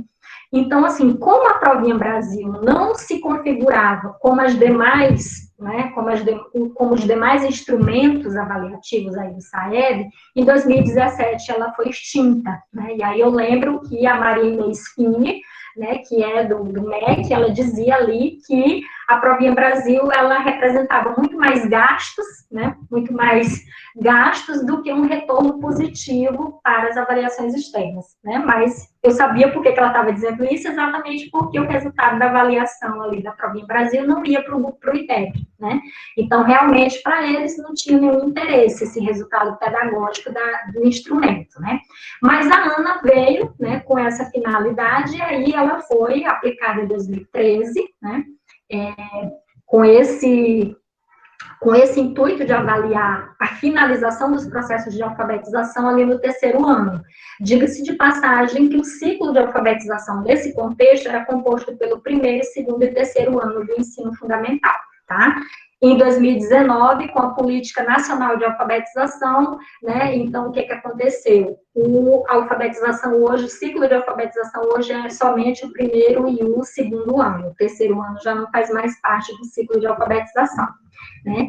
E aí, em 2019, o SAEB passa por uma nova reformulação, né, exatamente porque agora nós temos aí a BNCC. Então, o SAEB passa por esse processo de adequação à BNCC, né, tornando-se referência da formulação dos itens do segundo ano, língua portuguesa e matemática, porque agora a ANA vai avaliar os alunos do segundo ano e do nono ano do ensino fundamental. Tem uma novidade no SAEB de 2019, né, como eu falei para vocês, era língua portuguesa e matemática, que até então era avaliado, e o SAEB de 2019 trouxe em caráter experimental, apenas para o nono ano do ensino fundamental, os testes de ciências da natureza e ciências humanas aplicados de forma amostral. Esses resultados ainda não saíram, né? Então, eles fizeram esses primeiros testes aí para ver como é que seria mesmo, né? Por isso que eles fizeram de forma amostral, exatamente para inserir as ciências da natureza e ciências humanas nas avaliações externas. Seria história e geografia, né? E as ciências, né? As ciências da natureza. E aquelas siglas, ANA, ANEB, ARESC, elas deixaram de existir. E agora elas passam a ser identificadas pelo nome SAEB. Tudo agora é SAEB, né? E a única diferença vai ser exatamente quando for aplicada, né? Eles vão dizer de qual é o tipo, né, de instrumento envolvido, se é a ANA, né, ou se é Prova Brasil, né, mas agora a nomenclatura ficou tudo SAEB, exatamente para se alinhar à Base Nacional Comum Curricular, né, e a base, ela vem desde a educação infantil até o ensino médio, né, então, já tem também alguns estados, exemplo do Piauí, né, que eu acho que desde os anos 2000, ou a década de 90, acho que a Francisca pode dizer isso para a gente também, que o Piauí já tem uma política específica de avaliação, né? Os estados também, muitos estados, desde a década de 90, começaram a ter sua política também específica de avaliação da educação básica, para além daquela que é o SAEB, que é do governo federal, né? E o Piauí também já avalia as crianças da educação infantil. Então, a educação infantil já está também nesse esteio da avaliação externa. E, para finalizar, aqui eu falo um pouco só do SAEB, né, que o IDEB, aliás, que o IDEB foi criado em 2007, é o Índice de Desenvolvimento da Educação Básica, então, ele não é um instrumento avaliativo, como o próprio nome diz, ele é um índice, né, um índice de desenvolvimento que é resultante aí de dois conceitos importantes para essa qualidade da educação, que é o fluxo escolar e as médias de desempenho nas avaliações, né? Então, o fluxo escolar. Por que as escolas têm tanto medo de reprovação? Exatamente porque esse fluxo escolar, ele vai ser calculado aí, né? Esse resultado do IDEB, ele traz como cálculo esse fluxo escolar mais a média de desempenho no SAEB, né? Daquela escola. Então, as escolas, elas fazem de tudo para para os alunos não ficarem retidos, porque quanto mais alunos reprovados, menor esse fluxo escolar e vai dar problema lá na nota, né? A notinha lá do IDEB, né? E aí esse IDEB é calculado a partir também dos dados sobre a aprovação escolar obtidos no censo escolar e das médias de desempenho do SAEB. Tá? Então, a nossa política de avaliação educacional, né, basicamente, é exatamente formada pelo SAEB, e nós temos esse índice de desenvolvimento da educação básica, né, que é resultante dessa nota produzida no SAEB, certo? Então, era isso que eu trouxe hoje para a gente conversar, e me coloco agora aqui para alguns esclarecimentos, algumas ampliações. Obrigada. Certo. Georgiana aí cumprindo, como é que se diz, o tempo, né, Georgiana? Agradecer aí, gente, muita informação, muita coisa interessante. Aqui no chat, vocês me ajudem também, porque se eu tiver passado alguma pergunta, mas eu anotei aqui várias pessoas falando da sua palestra, viu, professora? Obrigada pela palestra, muito relevante. E sempre é muito relevante e importante falar sobre avaliação, e quando se trata de larga escala, a gente tem que ter um olhar mais apurado, né, professora, porque muitas vezes passa despercebido diante dos nossos olhos, a gente está no dia a dia da sala de aula, no dia a dia da escola, mas são, assim, super importantes, né, porque as políticas públicas que chegam até nós, muitas vezes, como você colocou, vêm mascaradas por ideologias, posicionamentos políticos, econômicos, culturais, que distanciam do que, de fato, é uma avaliação significativa em prol de uma inclusão, da democratização do ensino, e em si de um melhor aprendizado, né? Então, assim, fizeram algumas perguntas. A sala aqui teve, para quem botou o link hoje, professor, nós tivemos aqui umas 70 pessoas, viu? Os meninos aqui. Que bom. Então, assim, eu vou situar algumas perguntas. Podem colocar mais perguntas aí. Primeiramente, nós tivemos... Vocês me corrigem, porque o que eu vi a pergunta da professora Tainá, tá certo, encontrei. A professora Tainá Cristine, como eu já falei, é nossa professora aqui do campus da área de educação, certo? Ela disse assim: excelente palestra, professor. Se possível, gostaria de entender melhor as implicações da BNCC, acho que na formação para a política de avaliação do professor, com a prova do ingresso à docência. Em que pé está isso? Então, a resolução, né, da BNC Formação, ela é de 2019, né?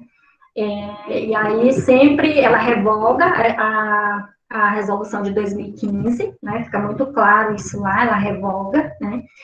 E as universidades teriam até 2021, esse ano, né, para reestruturar os seus currículos, né? Então, a gente tem assistido aí alguns debates nesse campo. Por exemplo, as universidades do Rio de Janeiro, federais, estaduais, eles fizeram um fórum de resistência, né, a essa BNC Formação, porque, inclusive, para o curso de pedagogia, o curso de pedagogia vai ser o curso mais afetado com essa reformulação curricular, porque vem aí uma separação entre a educação infantil e o ensino fundamental dos anos iniciais. É como se fosse agora 2 cursos de pedagogia, né? As instituições vão ter que separar o curso de pedagogia e terá aí mais 400 horas no campo da gestão, né? Então, a gestão volta somente para o curso de pedagogia, né, e o curso de pedagogia, seja ele da educação infantil ou anos iniciais, esse curso vai ter que destinar 400 horas para a formação desse gestor, né? E aí, nesse sentido, o que se encaminha para isso? Exatamente essa questão que você coloca na pergunta, né?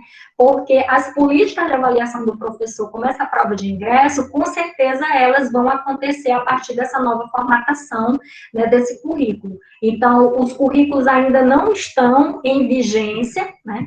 Pelo que preconiza a resolução 2219, as universidades terão agora até o ano, né, esse ano de 2021, para fazer esse alinhamento, né?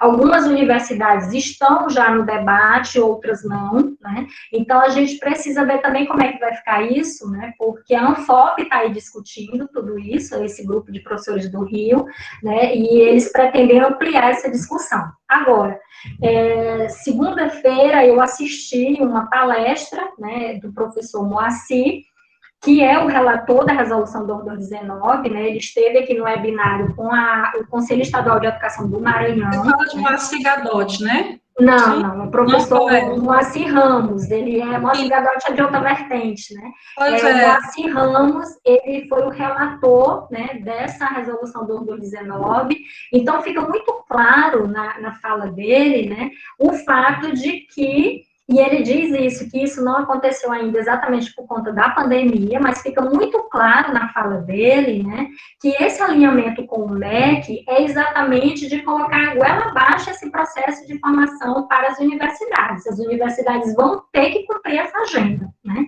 e eles estão colocando isso com uma certa rispidez, exatamente porque é necessário, um alinhamento necessário para o cumprimento da BNCC, né, então tem muita coisa em jogo, né, tem muito dinheiro em jogo aí, né? Então é um projeto muito forte, um projeto neoliberal muito forte, e eles precisam garantir o desenvolvimento da BNCC a partir da formação de professores, né? Então, se não houver uma resistência, as universidades não se juntarem, né, não se reunirem para o debate, eles vão já começar a colocar editais, né, para o cumprimento da BNC Formação 2019, certo?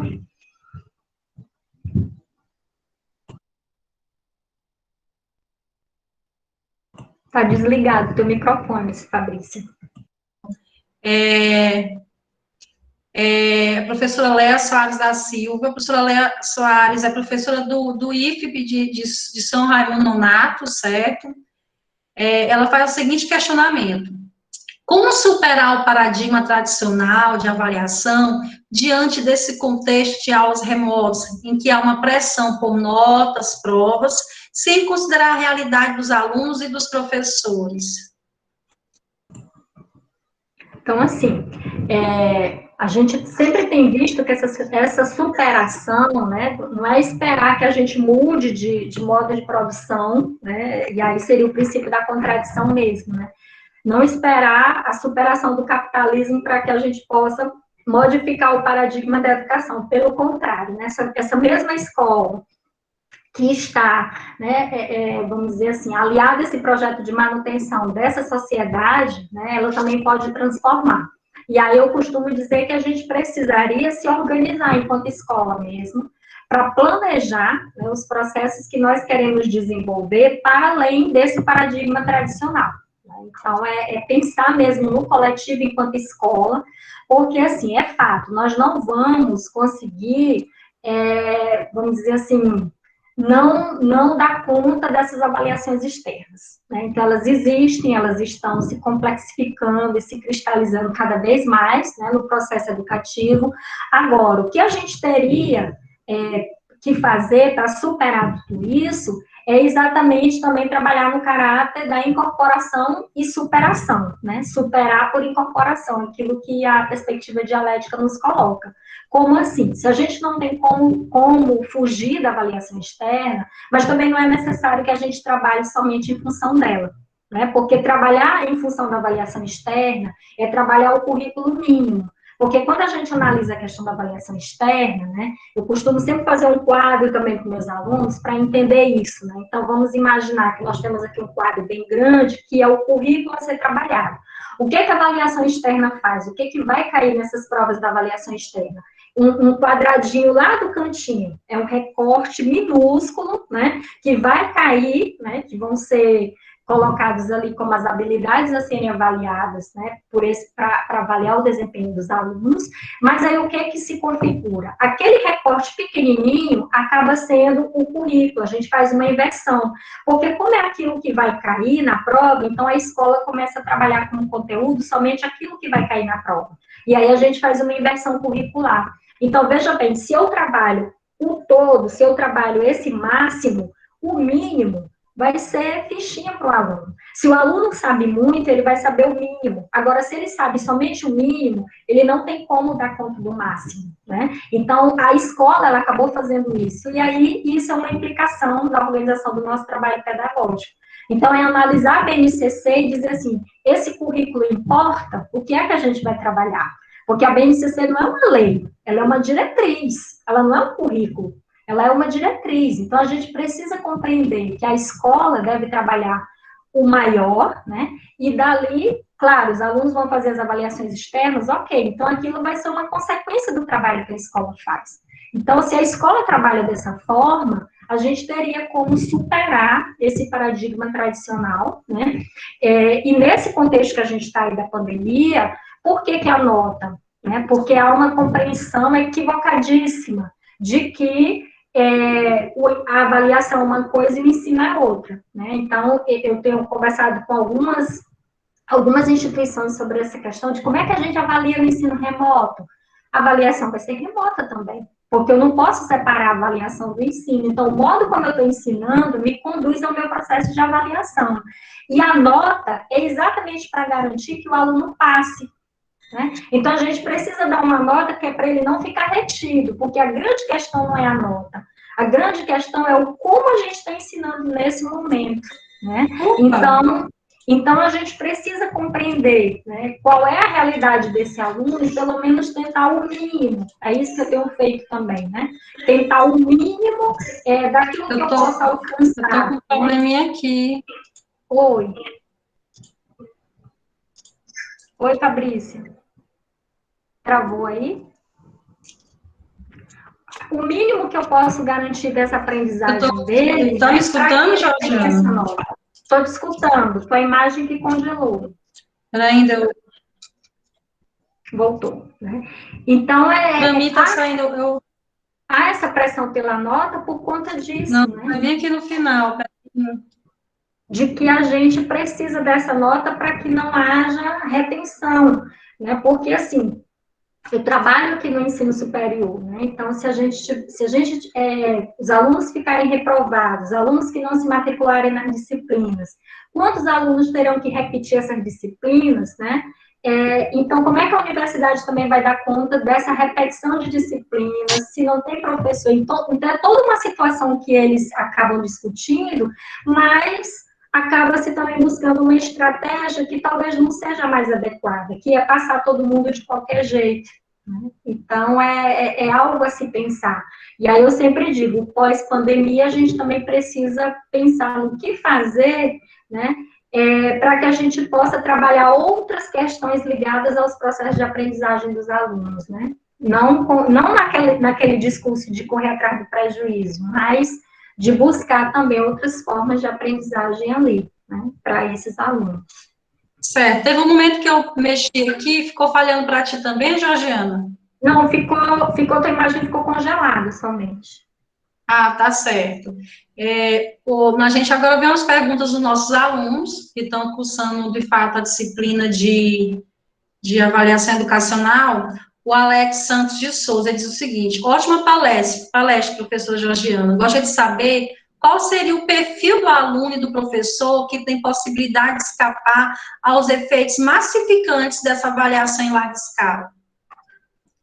Esse perfil é exatamente, né, aquilo que eu falava agora há pouco, de que a gente possa trabalhar para dar conta do que está para além das avaliações externas, né, de trabalhar os conteúdos curriculares, né, os conteúdos escolares, não como uma perspectiva de preparar esse aluno para fazer essa prova, mas trabalhar os conteúdos escolares, né, preparando esse aluno para a sua formação humana, né, em qualquer das disciplinas, né.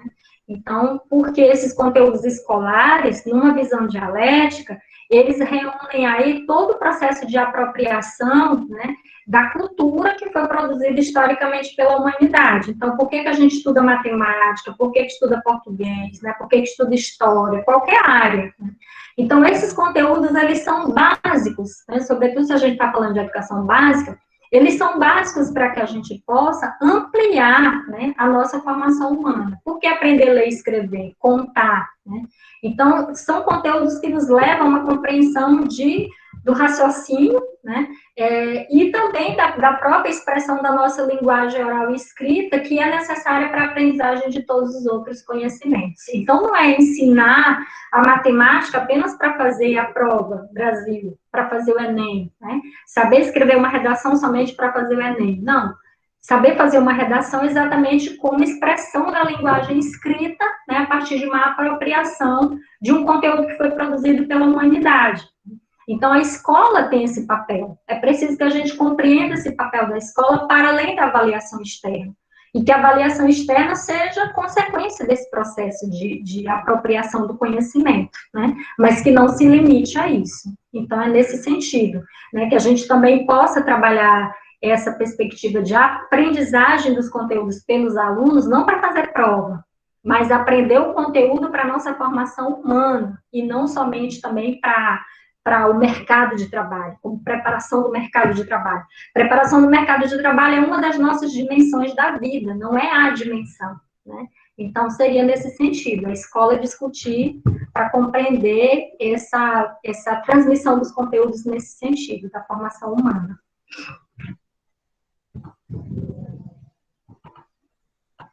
Esse aqui.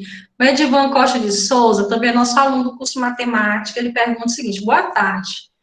De que maneira você analisa a situação da elaboração e implementação de políticas públicas educacionais para tentar reverter esse cenário regulador?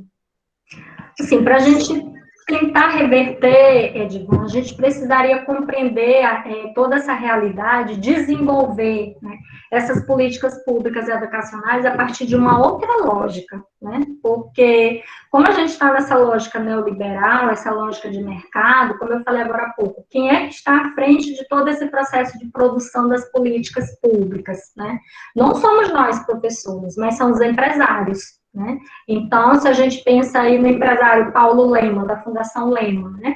Então, ele diz assim, eu me vejo um professor, mas ele não é um professor, né? Ele é um empresário mega rico, né?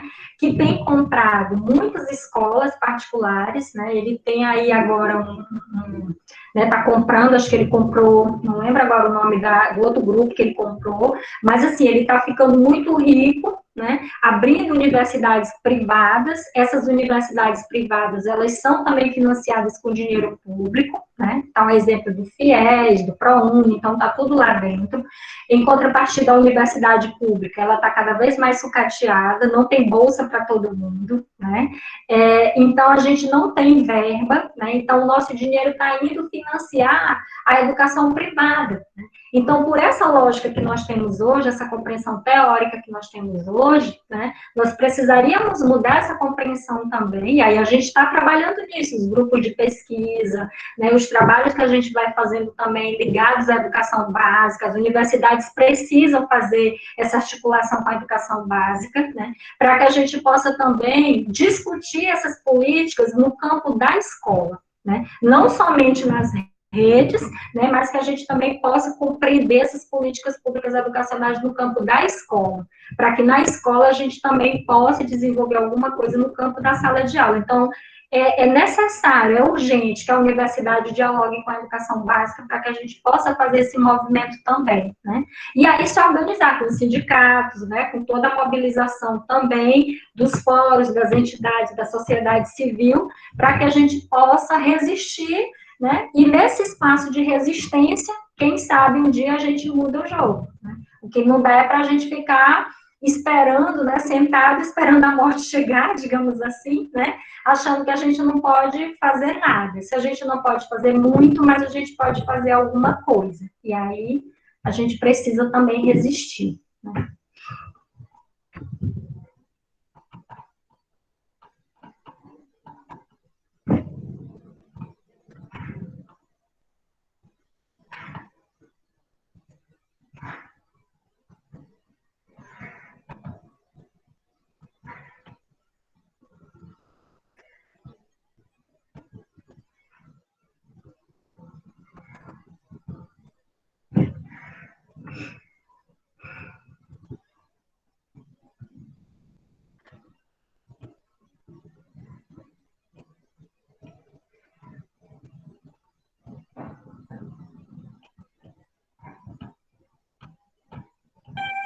Microfone, professora.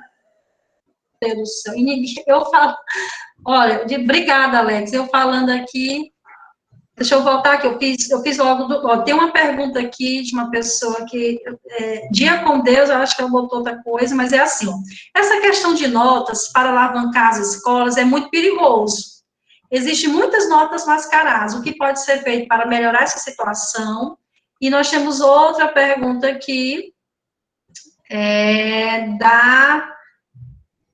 da Liamara Mendes. As avaliações de rede são consideradas de larga escala, já que as mesmas são elaboradas em instituições fora do Estado. Uhum.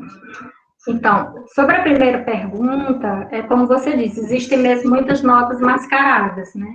E assim, essa produção da nota, ela é uma produção exatamente que ela vem, né? Assim, não é porque a escola queira trapacear, vamos dizer assim, né? Mas é porque, como há um processo de hierarquização e classificação muito grande, né? As escolas estão lá sozinhas, né? Cada uma que dê o seu melhor. Então, as escolas também começam a produzir essas estratégias, né? Vamos dizer assim, para se localizar bem nessa lista, porque os diretores e os professores, eles serão culpabilizados, né, por uma nota não satisfatória. Então, a Secretaria de Educação, ela não se coloca nesse processo, como eu falei agora há pouco, ela quer apenas o resultado, né? Então, a escola está lá sozinha, então, o que ela vai fazer? Ela acaba utilizando dessas estratégias, né, exatamente para alcançar aquela nota. Então, ao invés de fazer avaliação da aprendizagem, né, uma avaliação vamos dizer assim, que não esteja ligada a tudo isso, ela começa a fazer os simulados, né, no lugar das avaliações da aprendizagem, vai ter ali a semana de simulado, exatamente para ensinar o aluno na questão do tempo, a como preencher um gabarito, então é todo um processo de preparação, né, e aí começa mesmo um verdadeiro treinamento, porque acaba que a corrida é essa, né, então se instaurou as avaliações externas com esse ranqueamento e essa classificação, por conta dessa nota alta, instaurou na escola essa organização do trabalho pedagógico, que vai do gestor ao aluno, né? Então, o que poderia ser feito para melhorar? Uma discussão intensa, né? Acerca dessa própria lógica da avaliação externa, né? E aí perpassaria por onde? Pela própria finalidade da avaliação externa, de não ser censitária, mas de ser amostral, né? E de que a própria Secretaria de Educação, ela visse que aquela escola que foi mal, por que ela foi mal? Qual a culpa que a Secretaria de Educação também tem nesse processo, né?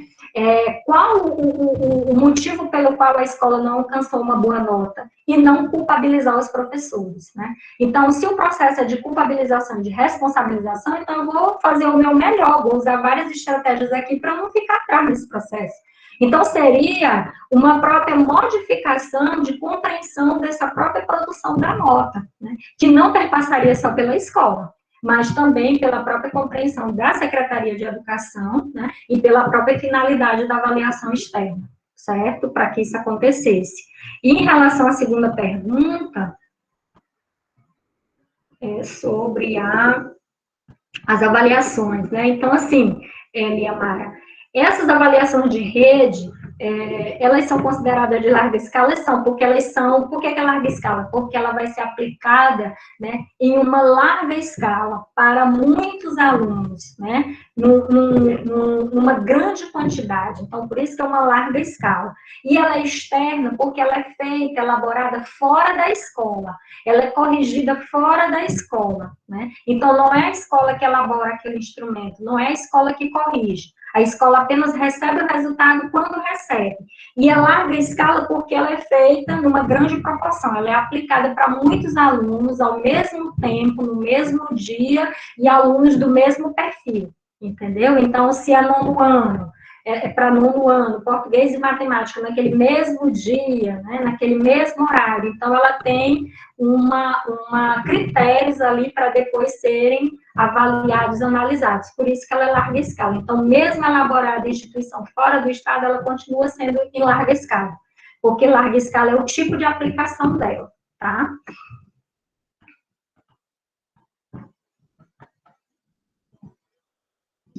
Olha, nós temos aqui, a gente vai, acho que encerrar com a pergunta do Alex, não sei se vai ter outra pergunta, viu, professora Georgiana? Uhum. Vamos diminuir esse tempo na frente do computador. Vamos lá. Olha o que o Alex pergunta, nós falamos do curso de matemática. A ação de premiar o uso, ele coloca entre aspas, os alunos destaques, seria, então, uma forma de legitimação e reprodução dos instrumentos avaliativos? Porque Sim. não... Fala, Fabrício.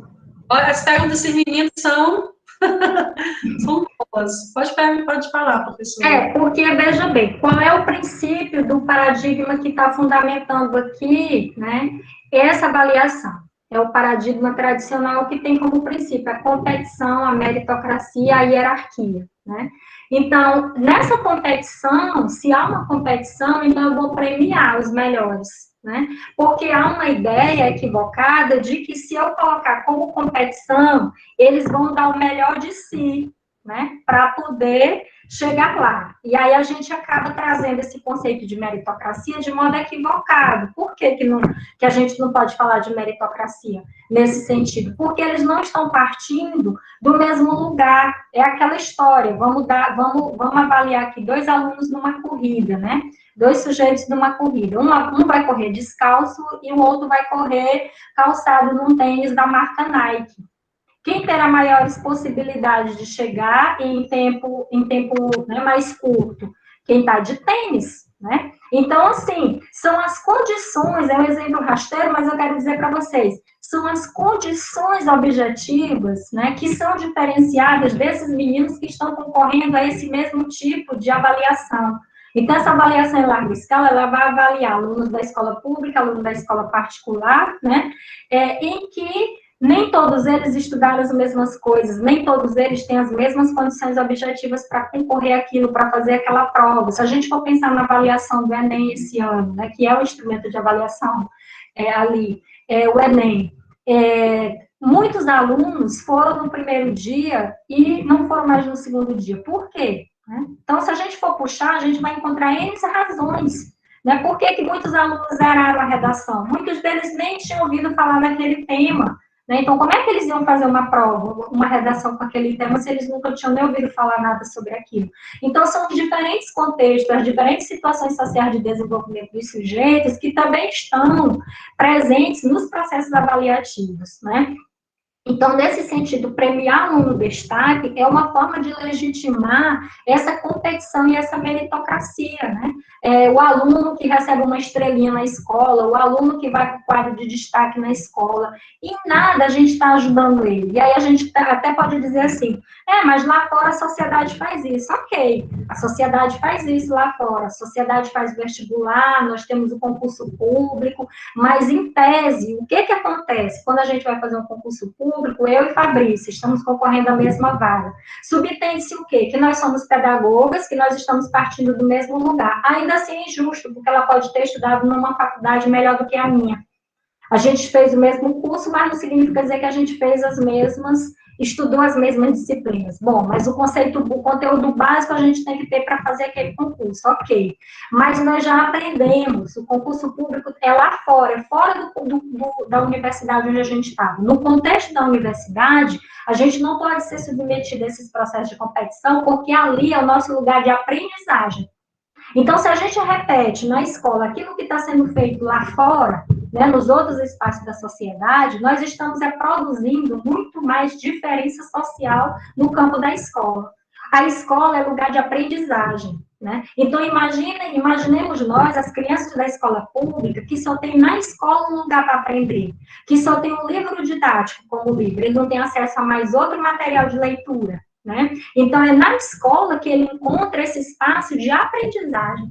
É na escola que ele encontra esse espaço de produção do conhecimento. Então, seria equivocado a gente trazer essas mesmas marcas que a sociedade lá fora traz de exclusão para dentro da escola. Esse aluno seria duplamente, triplamente excluído.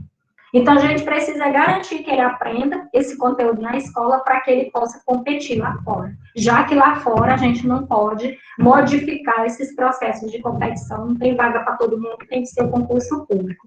Então, esses prêmios, eles acabam sendo muito mais punição, porque tem aluno que nunca vai conseguir um prêmio desse. Porque ele é burro? Não. Porque ele não tem condições objetivas de concorrer em pé de igualdade. Tá? E aí a escola estaria reforçando esse processo, esse princípio da exclusão. Tá bom? Acho que é isso. É isso mesmo, né, professora? Assim, esse começo de tarde foi, assim, bastante produtivo, viu, professora? No sentido da gente, como foi colocado aqui, em várias pessoas aqui no chat, na questão dessas reflexões, que, como eu disse, né, no início, muitas vezes essas reflexões ficam no dia a dia e se perdem.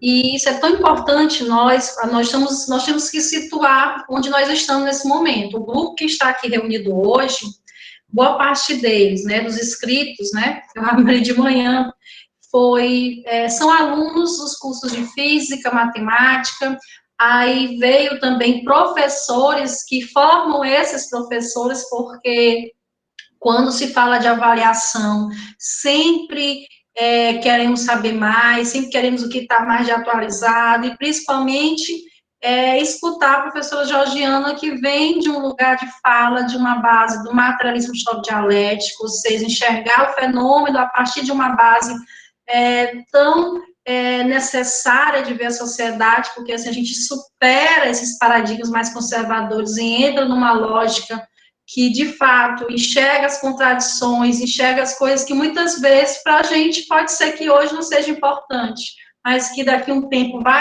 a gente vai tomando mais consciência e vai vendo como essas avaliações, vamos situar no nosso campo de discussão hoje, como essas avaliações em larga escala, como no lugar de nos ajudar, porque assim, eu fui falando na sala de aula, gente, a avaliação é principalmente o que a gente faz dos resultados delas, porque se o resultado já vem de uma certa forma, mas mascarado, algumas meninas colocaram aqui no chat, entre outros, não vai ajudar em nada, porque a gente vai, consequentemente, vamos manter a ordem vigente daqueles que nos ditam o que fazer. Não é verdade, professora? Então, assim, como a gente já está passando um pouquinho do tempo, a gente esperava, mas, assim, agradecer a professora Georgiana Andréa, agradecer também, né, em nome da Universidade Estadual do Maranhão, do Campus Caxias, né, por ter disponibilizado a professora no sentido dessa contribuição. Nós sabemos como estamos vivendo um momento em que precisamos repensar, né, o que nós estamos fazendo, por que estamos fazendo, para quem estamos fazendo. Eu acho que é uma das questões que eu sempre coloco em sala de aula, os meninos e os meus alunos sabem, e isso requer uma fundamentação teórica, que muitas vezes a gente não busca refletir em cima do que está posto na realidade, também daquilo que, de fato, muitas vezes não nos dizem, mas nos ditam, né? Agradecer aqui todos os presentes, todos os alunos, colegas aí de trabalho, o Fabílio, agradecer também colegas que estão distantes, com a professora Rosa Bispo, que é lá de Natal, certo? Um abraço aí, professora Rosa. Professora Lúcia Martins, que é um dos grandes nomes daí da física, uma das maiores estudiosas do país, para quem não conhece, tá? Eu não sei se ela ainda está na sala, entre outros que estavam aqui, como a professora Francisca Cunha, professora Léa Soares, professora Laís, que defendeu recentemente o seu mestrado, e assim como nossos alunos do curso de Matemática e Física, que se fizeram presentes, e sempre é importante discutir sobre avaliação, né, professora? Eu considero que um dos maiores desafios, nós como docentes, pensar sobre, porque eu costumo dizer até para os meninos, gente, como é que eu vou falar para o professor mudar a forma de avaliar, se ele está acostumado a sempre avaliar da mesma forma e dar certo do jeito que ele é exigido que dê certo, não é verdade? Passo agora minhas palavras para a professora Georgiana, se ela quiser falar alguma coisa. Eu só tenho a agradecer, mais uma vez, o teu convite, né, e toda essa receptividade de todos aqui, as perguntas, é muito bom o diálogo, porque a gente também vai pontuando outras questões, né, vai pensando sobre outras questões, é muito importante esse momento do diálogo. Deixar meu abraço a todos vocês, a professora Francisca Cunha também, tá? E estou sempre aqui, qualquer coisa, né, para um diálogo, para um compartilhamento de materiais, tá? A gente está sempre aqui. Obrigada, um abraço a todos. A professora Lê aqui no chat já está falando que quer carregar lá para o IF pedir São Raimundo Nonato, viu, professora? Tá bom. Tá certo? Pois em si, gente, na próxima, se vocês sabem que esses tempos eu fiquei, eu parei um pouco nas discussões, na live, até por questões de saúde, mas na segunda, a partir das 20 horas, a gente vem com o professor Denilson Barbosa para falar um pouquinho mais de planejamento, avaliação, dentro do âmbito da educação de jovens e adultos, que eu também estou com essa disciplina, que é aquela coisa, né, professor? Se fala muito sobre planejar, sobre avaliar, e como fazer dentro de uma modalidade que muitas vezes ela não é prioridade, mas sim, ela é muito importante, né? A gente vê aí como está a educação de jovens e adultos deixada de lado. Léo, o professor Denilson é show, viu, gente? Ele, de fato, ele pisa o chão da educação de jovens e adultos, defende, é professor dentro nessa modalidade, e ele vem contribuir muitíssimo, viu, gente? Então, obrigado, Alex, que agradece na palestra, pela exposição. Obrigada. E os meninos, a professora Georgiana vem também a Natal, e São Gonçalo de Amarante, do Rio Grande do Norte, para nos proporcionar a formação de professores. Tá bem, obrigada. A professora Rosa Bispo é celebridade, professora, porque até no programa do Encontro da Fátima Bernardes, a professora Rosa Bispo já participou, viu, professora? Muito bom, parabéns. Tá certo, Leia, tá certo. Eu vou compartilhar, gente. Depois eu vou fechar aqui as gravações. Fique com Deus aí. E os meninos da minha disciplina até sábado, que eu vou estar com eles de manhã, estudando. Um abraço aí a todos, gente. Fiquem com Deus, se cuidem, que a gente está perto de se vacinar. Agradecer vocês.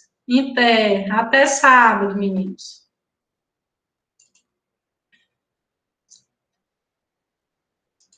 Deixa eu ver aqui.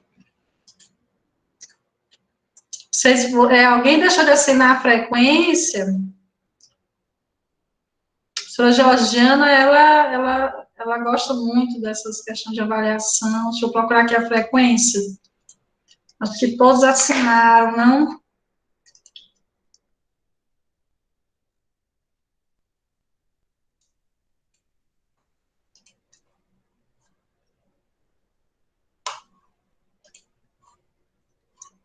Então, gente, boa tarde aí a todos. Eu vou estar mandando por e-mail, também nos grupos, o link da palestra da próxima segunda-feira, que será às 20 horas, tá bom, gente? Não percam, que vai ser bem interessante a proposta, certo? Boa tarde, Keila. Boa tarde aqui todos aqui presentes. Roraima aí trabalhando e escutando a palestra, né, Roraima?